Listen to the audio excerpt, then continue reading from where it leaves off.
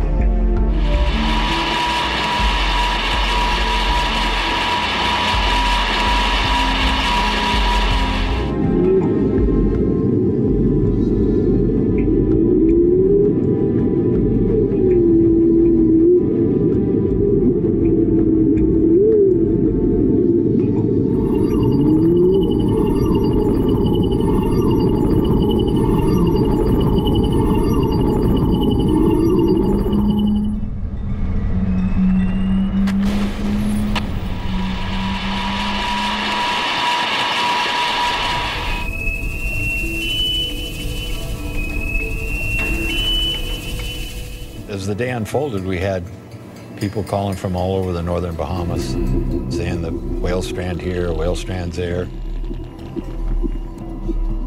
Something was causing all these whales to want to abandon the deep water and get the hell out of there. It was kind of devastating. The problem is, in the ocean, we are injecting enormous amounts of noise. So much so that we are basically acoustically bleaching the ocean. All the singing voices of the planet are lost in that cloud of noise. More and more and more what you're seeing is deep ocean prospecting for oil and gas. So the modern form of dynamite is found in the form of air guns.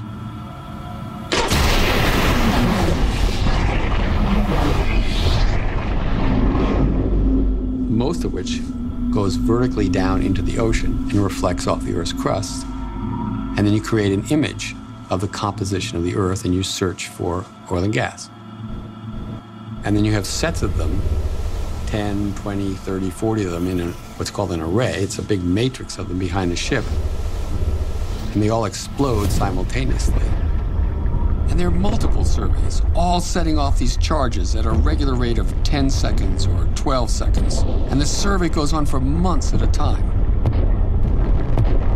These companies are able to take resources from the global commons, hydrocarbons in this case, and exploit those and damage the ocean ecosystem without cost. That, to me, is intolerable.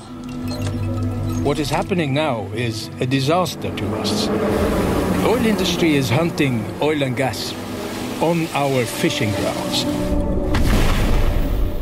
Catch it immediately were reduced by 60%.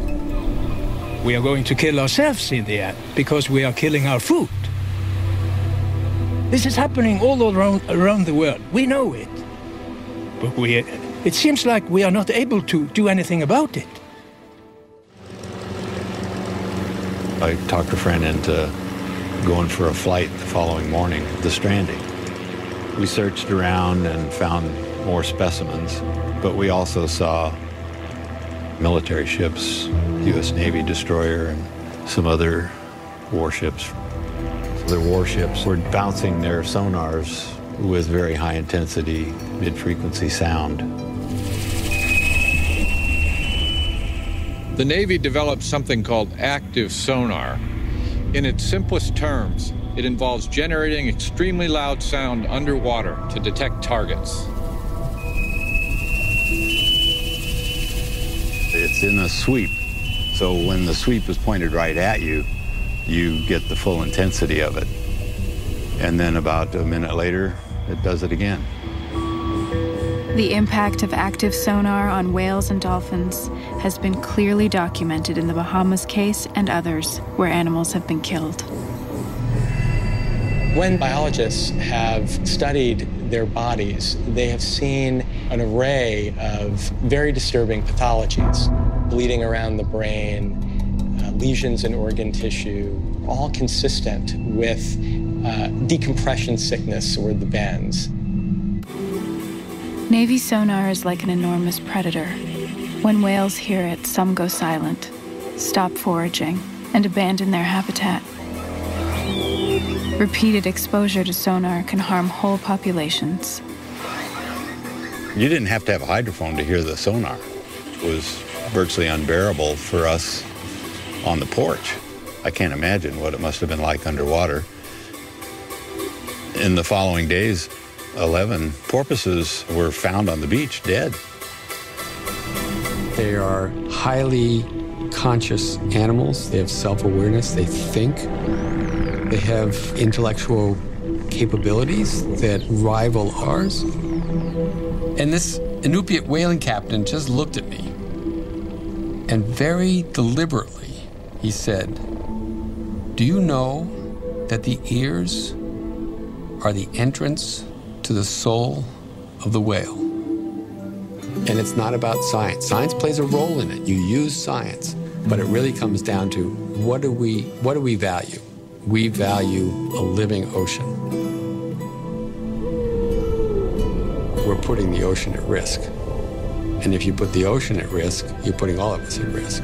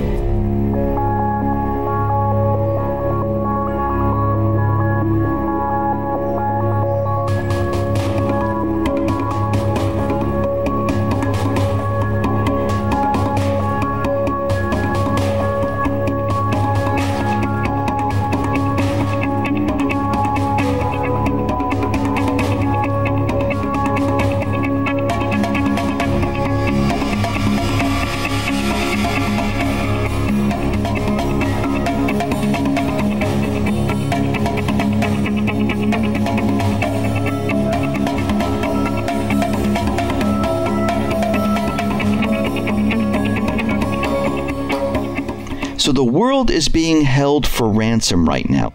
And the security holes in all these different systems, well, that was created by the United States. And what's very interesting about this is that it hit many, many countries. Now, one country that wasn't really hit too hard was the United States. That's very interesting right off the bat. The deep state is sending a message to the world that, listen, we're still in control and we can do whatever we want to your systems. Don't mess with us, we will bring you down.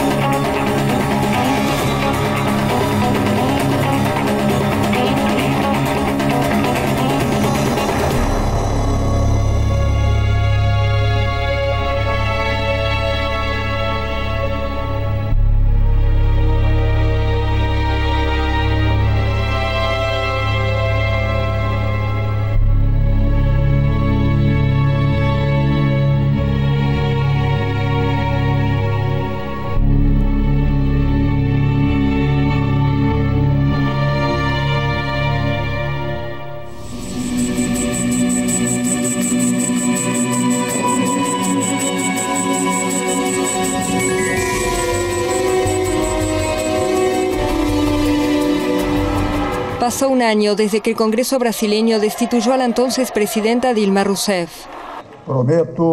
Bajo el gobierno conservador de Michel Temer, el país vislumbra el fin de la recesión, pero también un desempleo récord y nuevas acusaciones de corrupción. Para los brasileños, mucho ha cambiado y al mismo tiempo, nada.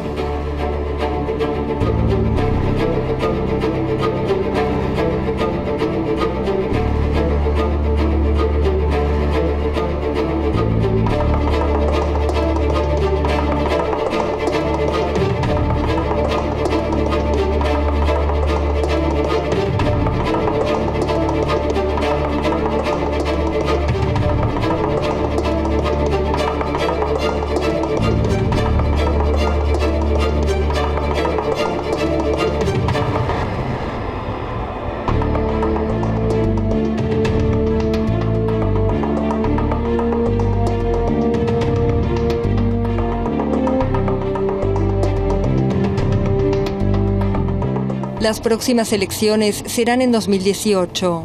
El favorito, según los sondeos, es el expresidente Lula, que enfrenta 5 procesos por corrupción, y si es condenado no podrá ser candidato. Un desenlace que podría intensificar aún más la polarización que vive el país. They want to investigate me? Fine. If they want to summon me to testify, then they should. I only want them to be transparent with me. I only want them to be honest with me.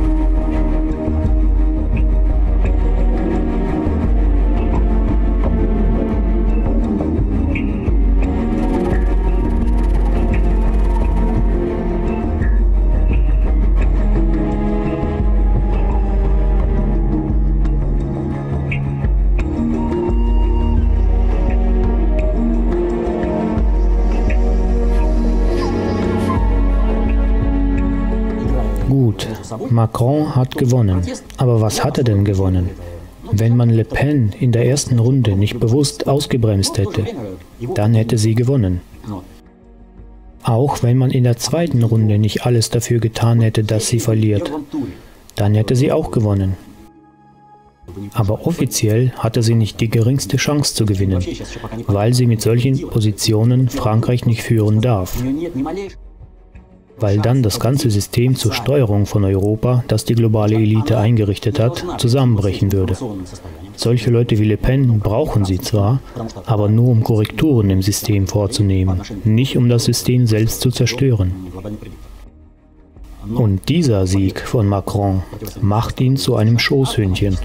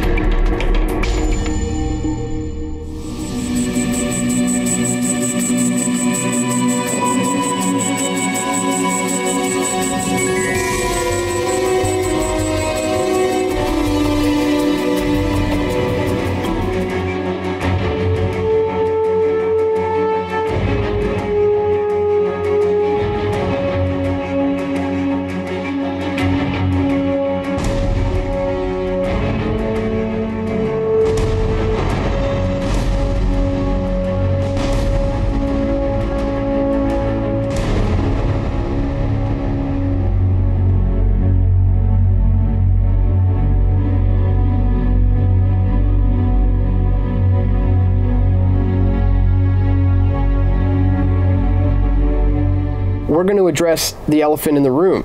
Who is really to blame here, and how do we stop this from happening again? Who is orchestrating all of this? This attack, if carried out by ISIS as they claim, can then be tracked all the way back to the source: US, British, and Israeli intelligence agencies. And you can bet your life savings that the state is going to grandstand here in the aftermath of this event and make statements such as this: have no fear. We are united in the face of this tyranny and this tragedy, and together we will emerge stronger than ever. But what that means is they're going to tighten the noose that's already around your neck even more and remove some of the liberties and the freedoms that you are currently experiencing today. And so the cycle of violence continues, where the West will bomb the East, they will retaliate with agents funded and created by the West, and then the West will grandstand as the ultimate saviors to this problem they created in the first place, which is going to be order out of chaos.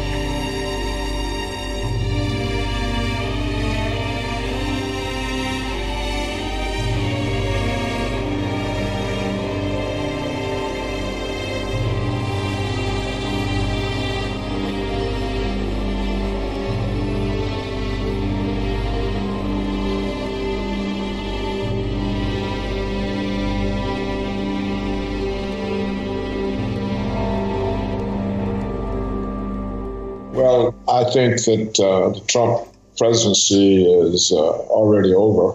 I'm not even sure he qualifies as a figurehead because he had made two promises that were extremely different and important. One was he was going to normalize relations with Russia and get us out of Syria and the entire Mideast, even rethink NATO. So none of this has happened. Trump, as the president, seems not to be part of foreign policy, certainly not of statements. So he seems to be sort of displaced from this role. But what we see now, I think, it's not Trump being displaced by his vice president. He's being displaced by the Washington establishment, by the deep state, by everybody. The CIA has essentially taken over foreign policy and has made it a policy of war.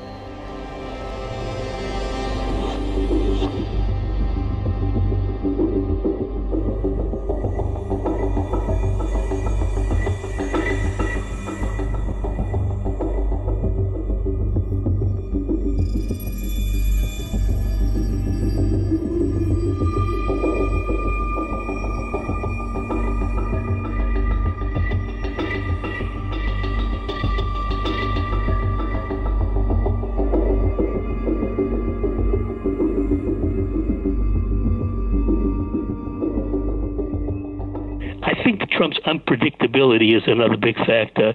He many times he says one thing, then he says another thing, and then he says a third thing.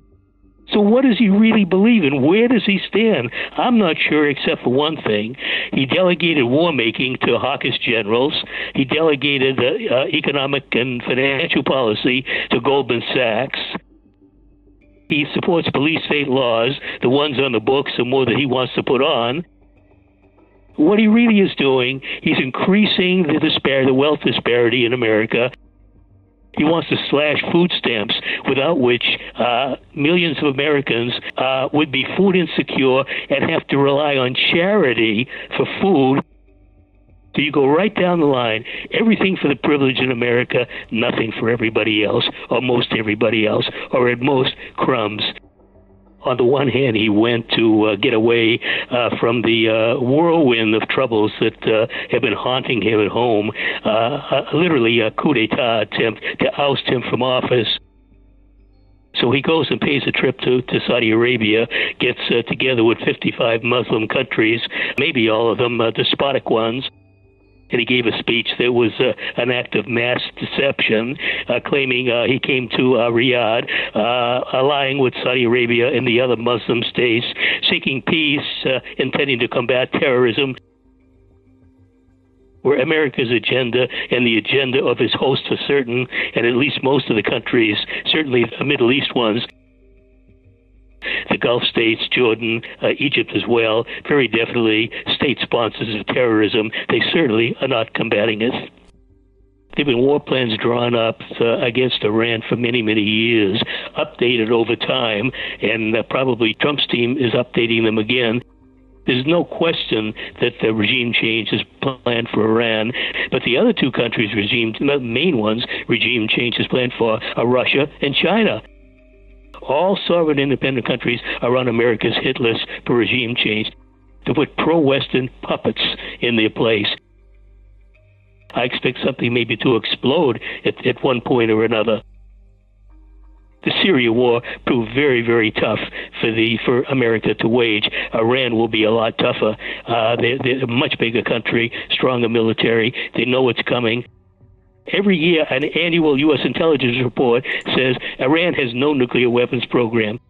There's no evidence indicating they have one, and yet the big lie continues. So maybe the next strategy is war.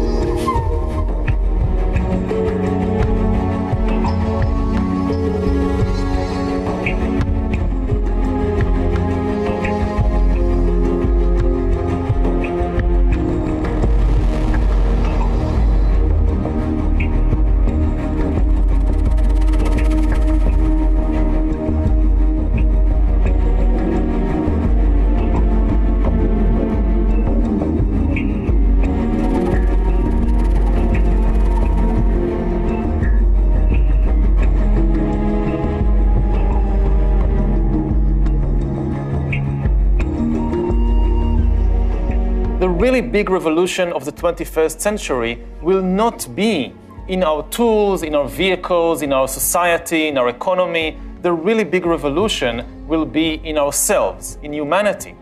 The main products of the 21st century economy will be bodies and brains and minds. We are now learning how to hack not just computers, but how to hack organisms, and in particular, how to hack humans.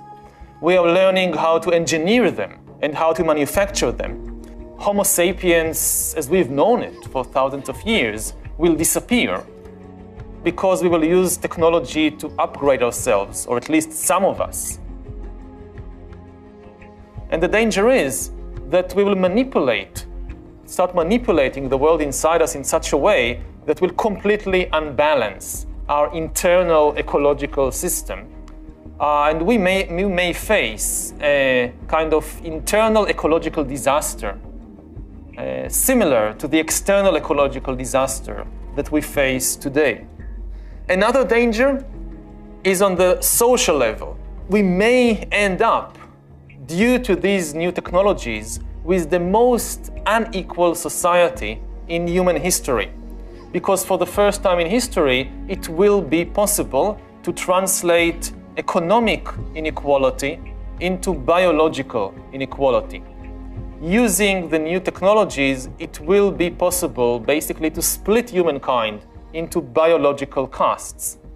Once you open such a gap, it becomes almost impossible to close it. The 19th and 20th century were the age of the masses. The masses were the central force in politics and in society, and almost all advanced countries, regardless of political regime, invested heavily in the health and education and welfare of the masses.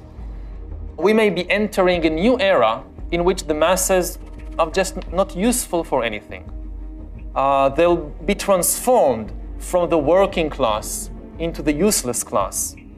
And if you look at armies today, you see that the transition has already happened. In the 20th century, the best armies in the world relied on recruiting millions of common people to serve as common soldiers in the army. But today, the best armies in the world rely on fewer and fewer humans, and these humans are not your ordinary common soldiers. They tend to be highly professional soldiers, all the elite special forces and super warriors, and the armies rely increasingly on sophisticated and autonomous technologies like drones and cyber warfare and things like that. So in the military field, most humans already in 2017 are useless. The same thing may happen in the civilian economy. We hear more and more talk about the danger of artificial intelligence and machine learning pushing millions, hundreds of millions, maybe even billions of people out of the job market. Same things may happen in other fields like in medicine. Computers and artificial intelligence are becoming better and better and competing and even outperforming humans in diagnosing diseases and in recommending treatment, which is what most doctors do. So we may be facing in the 21st century a completely new kind of inequality, which we have never seen before in human history. On the one hand, the emergence of a new upgraded elite of superhumans enhanced by bioengineering and brain-computer interfaces and things like that. And on the other hand, a new massive useless class, a class that has no military or economic usefulness and therefore also no political power.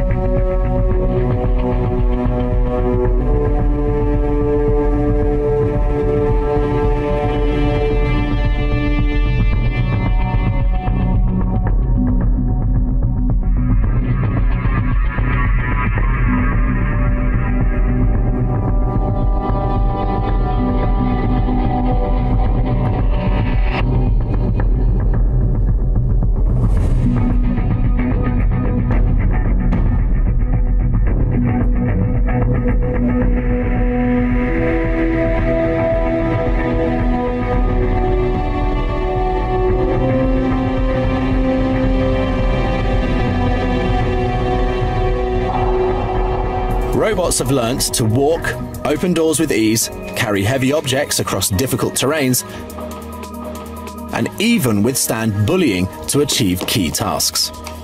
But can they pass what many consider to be the real test, talking like humans?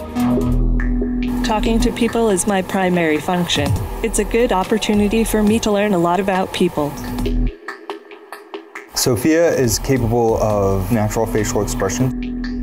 She has cameras in her eyes and algorithms which allow her to see faces, so she can make eye contact with you.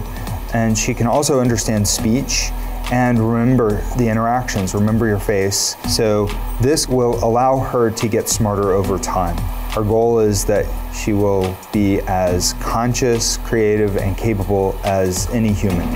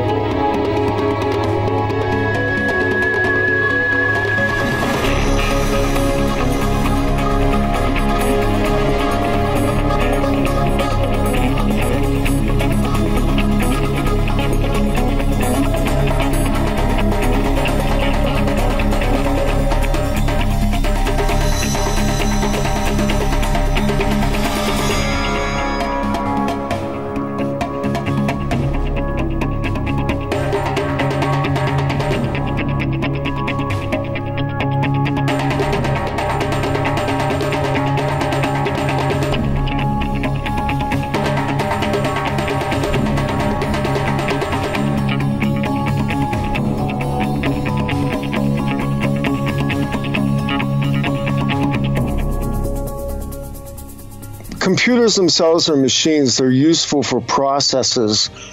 You know, the way they were originally implemented, you know, back in the late 70s and early 1980s when we began to get these machines was that these were devices for computational purposes, writing, scientific endeavors. What morphed was the fact that we then came into a place where they became media devices, media generation devices. And actually, what they've become now are world generators, because the video gaming industry, which began to rise very rapidly, especially in the 1980s, has been very clever about building these virtual worlds that we live in. So computers very quickly scaled into something more than just working machines that served the ability of doing high-level computations. They became in themselves generators of a new reality. But where we begin to go off is when we become immersive, when we are connected electrically to these systems. And the technology behind mobile phones especially, because of the spectrum they occupy, because of the fact that we live in a world now that is saturated with electromagnetic frequencies as a result of microwave towers, not to mention all the other spectrums that are out there bleeding into us. They are altering us like drugs. This is a drug. Now, we have devices that are actually capable of detecting your emotional state based on your voice patterns. So we're no longer interacting at input-output levels. We're now interacting with these machines on a natural voice, human emotional scale that we've never seen in machines up to this point in time. What happens when we begin to interact with the machines themselves, or more correctly, the intelligence of the machines as opposed to the intelligence of humans expressed by the machines, is that we begin to go into a binary space. We go into a place where the algorithms themselves are taking what was at one time human input and now creating from that new forms that are not part of the original algorithm and not part of the original intentionality of the human operator. If you know about the singularity, if you know what Ray Kurzweil has discussed, in his papers on the singularity, what they're telling us is that in a shorter period of time as 30 years, the human being is going to be obsolete, that computational speeds and machine intelligence will overtake us, that we will be made redundant as a result of these machines which we created ourselves. And what they're pushing us towards is collapsing our consciousness into these machines now in quest of something very much akin to biological immortality as a kind of insurance policy against our consciousness disappearing. Our consciousness is not three-dimensional, it's not four-dimensional. It's multidimensional on scales we don't completely understand. If we lock the door behind us and immerse ourselves into the technology that's being given to us, we risk locking our consciousness, hence our souls and our spirits, into something that we may not be able to escape from, both collectively and individually. We need to be circumspect about the technology we're using, how we're using it, and we must be very careful to what we give our consent in anything that we immerse ourselves into. I mean, I know that sounds insane on one level, but when you begin to look at how this is all played out, there is a plan behind it. And the question is, who formulated the plan and what is the real outcome? Don't give your power away. Do not give your power away to artificial intelligence.